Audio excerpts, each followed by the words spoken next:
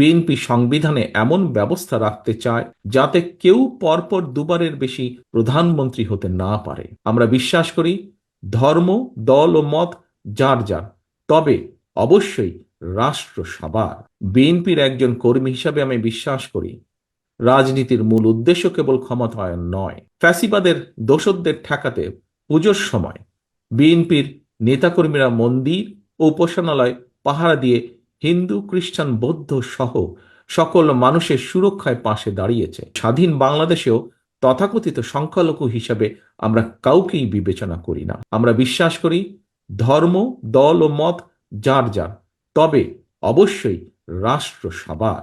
বর্তমানে দেশে আলোচিত প্রায় সব সংস্কার প্রস্তাবই আমাদের এই 31 দফায় অন্তর্ভুক্ত রয়েছে। তবে আমি সংস্কারের উদ্দেশ্যে বলতে সেটিই বুঝি যে সংস্কারের মাধ্যমে সংবিধানের কয়েকটি বাক্যের পরিবর্তন নয় শুধুমাত্র, বরং মানুষের ভাগ্যের পরিবর্তন হবে।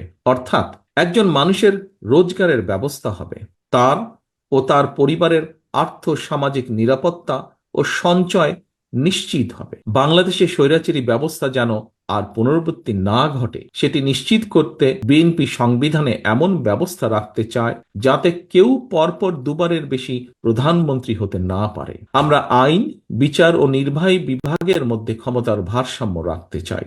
রাষ্ট্র পরিচালনায় সমাজের জ্ঞানী গুণীদের প্রতিনিধিত্ব এবং অংশগ্রহণ নিশ্চিত করতে দ্বিকক্ষ বা বাইক্যামেরাল পার্লামেন্ট সিস্টেম প্রবর্তন করতে চায়। পরিস্থিতি, দেশের প্রয়োজন এবং মানুষের চাহিদার সাথে মানিয়ে নিতে 31 দফাকে সংযোজন, বিয়োজন, পুনর্বাসন বা পরিবর্তিত অবশ্যই করা যেতে পারে। তবে তা হবে stakeholder consultation and public কনসেনসাসের মাধ্যমে। সময়ের সাথে এই 31 দফাই একদিন আমাদের দীর্ঘমেয়াদী লক্ষ্য তথা সুখী ও স্বনির্ভর বাংলাদেশ অর্জনের দ্বার উন্মোচন করবে বলে ব্যক্তিগতভাবে আমি বিশ্বাস করি।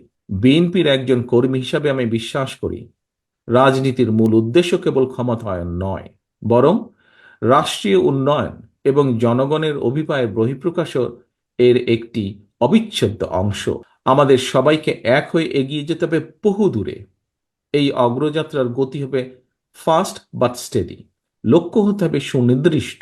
জাতীয় ঐতিহ্য ও অতীতের ভালো অর্জনগুলোকে ধারণ করে আমাদের চেতনা এবং দায়বদ্ধতাকে হতে হবে ভবিষ্যৎমুখী।